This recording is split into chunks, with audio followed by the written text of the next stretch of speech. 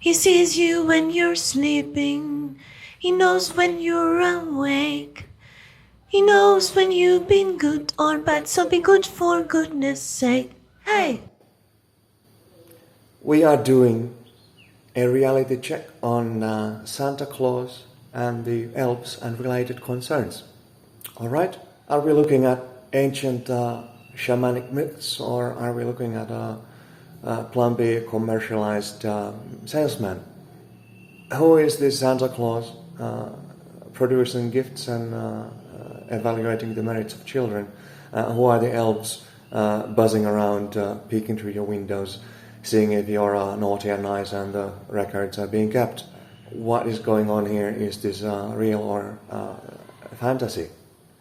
In related concerns, we have this humanoid father in heaven sitting on a regal throne, and he's got his messengers, witnesses, psychopomp angels buzzing all over the place, looking into your hearts from outside and inside, taking records of the goods and the evils, or the merits and misdeeds of your life, recording it for future reference. What exactly is going on here? We are looking at myths. We are looking at the necessary externalization of the conscience that guides us in our lives.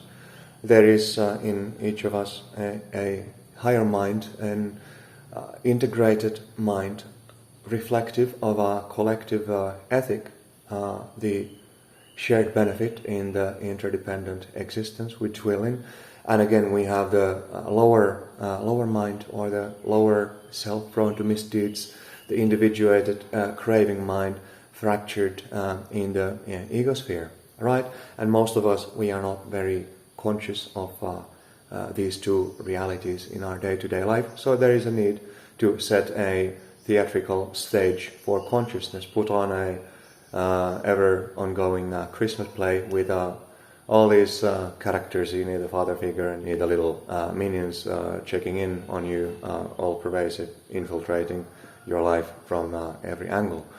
These are abstractions of living phenomena happening in our consciousness. In itself, we are ourselves the recorders of all of our good and evil deeds, all of the things we did with a consideration of collective benefit, the shared good, and the things we did for our own sake, infringing upon others. All right? And so in your head, there's a little legion of elves keeping track, and somewhere in the higher center of your head there is Santa Claus on a heavenly throne, making sure that you get what you deserve, right? The reality of these symbols is not relevant. The reality of these symbols is in your living consciousness. Go find them. Then as to whether you get gifts and candy, or sticks and rocks, or whether you go to heaven and hell, right? In this life even, you get your gifts and you get your sticks and stones when you've been good and when you've been naughty, all right?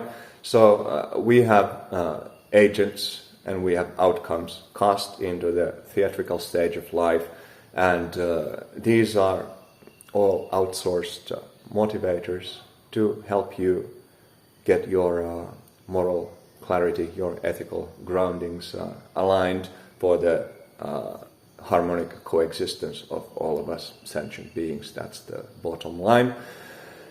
And the remaining question is, are you able to get your shit together on your own, or do you need to have a setting, a series of props to keep you on a coherent track that is not destructive for the existence as a whole? If you are, then excellent for you, and if you are not, then back you go to the theatrical stage of life, and made a great drama in its time set you free. Okay.